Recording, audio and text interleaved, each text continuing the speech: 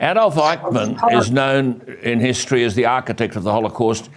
Just going back a bit, and he fired up in Hungary, didn't he, the Nazi killing machine that already exterminated millions of European Jews, and that began what Churchill described as the most horrible crime ever committed in the whole history of the world. Suzi is writing about that crime.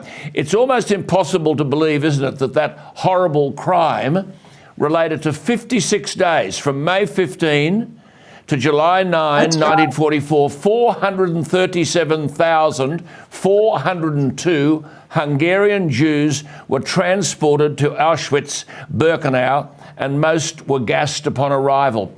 I mean, thousands were hurled, you write about this in the book, but we ought to know this, naked, weren't they, naked into the gas chamber and dead within 7 minutes? That's right. Yes. And then they took their hair off and they ripped their gold teeth out. There were piles of clothes and gold teeth and hair and shoes. I mean, if you've ever been to Auschwitz, you'll see that. It is the most horrifying sight. Well, just go back a bit. Your parents were textile. Your dad was a textile merchant in Budapest. But then weeks of the Nazis' arrival, your father, as you've already alluded to, was in a slave labour camp, and you and your mother were in this little Papa. Papa is a little historical town, still there, noted for its architecture. But then your mother and your grandparents, you've told this story too, but I just want to elaborate a little. They were forced into this ghetto prior to your grandparents being deported to Auschwitz, where they lost their lives.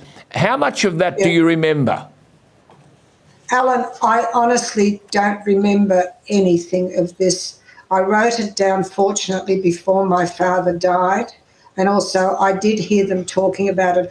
I think because it was so horrifying, I've wiped it from my mind, but as I told the story, that when I was pulled up one day by a policeman to be breathalyzed and he had leather on, I went to pieces and my husband had to put me to bed. So it obviously very much in the back of my psyche that it triggered something in my mind that I was just shaking so much that John had to put me to bed after that experience. Well, you and your mother were smuggled out by this close family friend, Samu Stern, and you've indicated that he couldn't take 4, he could take 2. He was the leader of the Central Jewish Council.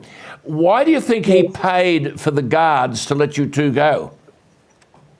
Well, he was an uncle, well, a so-called uncle. We haven't been able to prove absolute blood relative, but I do remember my mother talking about him as an uncle, and Terry, who did the research, found his name on my parents' wedding certificate. Fortunately, I still had it.